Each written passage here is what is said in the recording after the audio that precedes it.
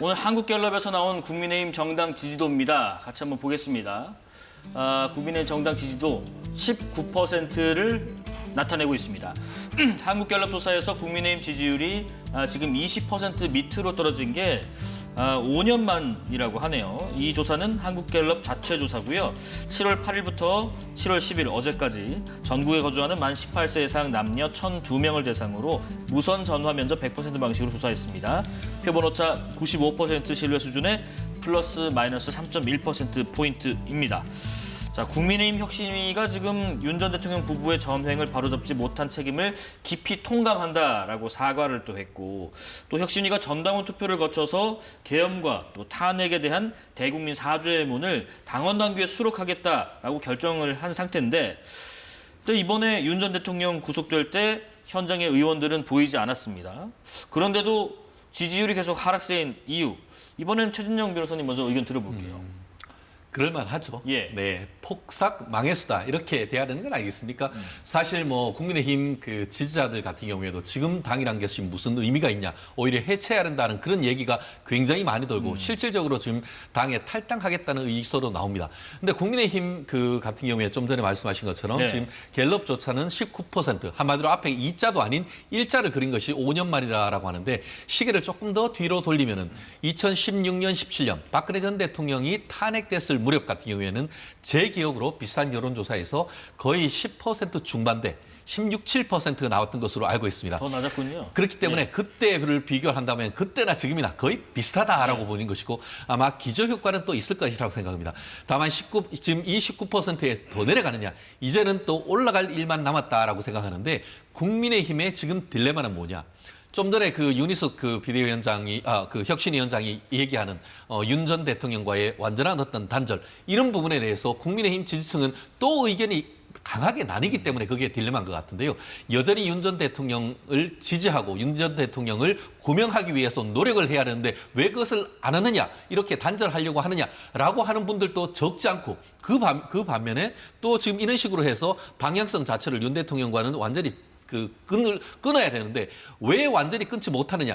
양쪽 다 이런 진영이 비슷하게 있다 보니까 예. 국민의힘 자중질환이 일어나는 것이고, 그러니까 중도층, 나아가 좀 더 중도 좌파 왼쪽에 있는 분들한테도 누구한테도 어떻게 보면 지지를 받지 못하는 그런 상황이기 때문에, 네네. 그렇다고 하면은 지금 현재로서는 혁신위원회가 지금 한 달 남짓이 있는 것이고, 이제 다가오는 8월 중순 내지 말, 아마 지금 8월 19일 전후가 될 것 같은데, 그때의 전당대회를 통한 당원들의 결정, 그것이 굉장히 제일 중요할 것 같은데, 네. 그 전에 아마 저게 있을 것 같습니다.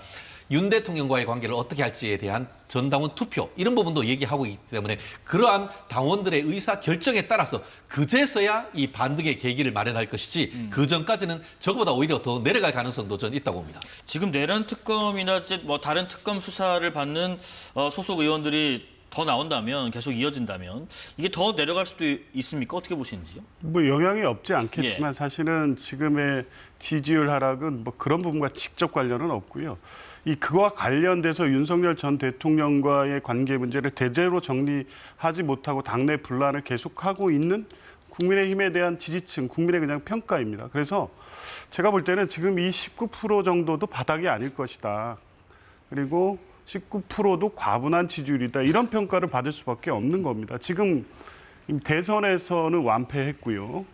그 이후에 어떤 혁신 과정에서 안철수 의원의 혁신위원장 사퇴 논란을 보면서 더 이상 이 보수정당으로서의 국민의힘에 어떤 기대를 가질 수 있을 것인가에 대한 기존 지지층의 회의감도 커질 수밖에 없는 상황입니다. 네. 그 근저에는 뭐냐면 지금 국민의힘의 이런 분위기나 흐름을 조성하고 만들어가는 것은 여전히 친윤, 소위 언더 친윤이라고 해서 사실상 국민의힘을 지배하는 사실상의 힘이 3년 내내 작동하고 있었던 것 아닙니까? 이 부분을 청산하거나 교체하거나 그걸 통해서 당을 해체하는 수준의 혁신으로 나가지 않으면 도대체 뭘 보고 국민의힘을 지지할 수 있겠냐, 이 여론인 거죠. 그런데 네. 이번에도 역시 뭐 혁신위원장이 여러 가지 방안을 내놓고 있지만 너무 막연하고 추상적입니다. 여전히 뭐 윤석열 대통령과의 관계 문제를 당원 단계에 어떻게 뭐 넣겠다는 건지 이 부분도 잘 이해도 안 되고요.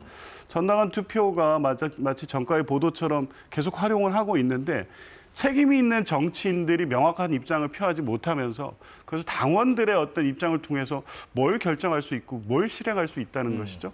이게 다 책임을 회피하고 떠넘기고 일단 이 상황만 어떻게 면하고 보자 이런 방식으로 지금 당을 운영하고 있으니 네. 19%의 지지율도 과분하게 보일 수밖에 없는 겁니다. 지금 같은 그 방식의 조사에서 전통 지지층으로 분류되는 TK 그리고 PK 지역에서의 민심도 좀 보겠습니다. 정당 지지도 보니까 대구 경북에서는 민주당 34, 국민의힘 27, 부울경에서는 민주당 36, 국민의힘 27 모두 민주당에 지금 밀리는 것으로 나오는데 지금 조사에서 가장 뼈아픈 지점이 바로 이 지점이 아닐지 전통 지지층은 지금 무엇을 말하고 있다고 보시는지. 그렇습니다. 참 저를 보고 굉장히 참담하다. 예. 과연 저런 부분이 호남에서 일어날 수 있을까 하는 그런 생각도 했고 현재 내년 6월 3일입니다만 오히려 올해 지금 지방선거가 있다고 하면은 대구시장 그리고 경북도지사조차도 네. 민주당한테 넘겨줄 수밖에 없는 그런 지지도 아니겠습니까? 네네. 그렇다고 보는데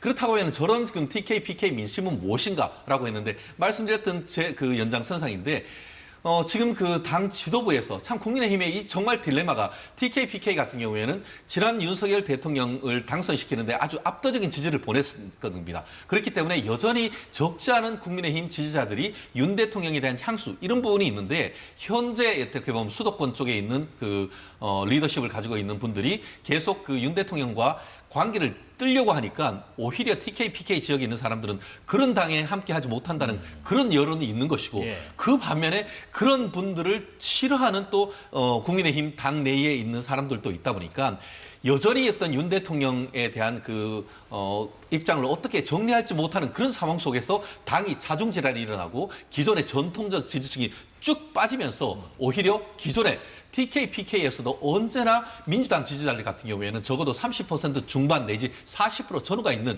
그 정도 선에서 그걸 뚫지 못합니다만 여전히 민주당의 지지층은 견고한 반면에 국민의힘 지지층은 내부적으로 갈갈이 찢겨지는 이런 과정이 있기 때문에 네. 결론적으로 아까 제가 말씀드렸듯이 이번에 다가오는 그 8월 19일로 잠정적으로 결정된 거기서 어떤 식의 방향으로 나가느냐 결국 윤 대통령에 대한 지지층이 더 강하게 된다라고 하면은 결국 경우에 따라서는 당이 찢어지는 가능성도 지금 염두에 두는 것이 바로 저 같은 TK, PK 지역에서의 지지층이 아닌가 생각합니다. 예.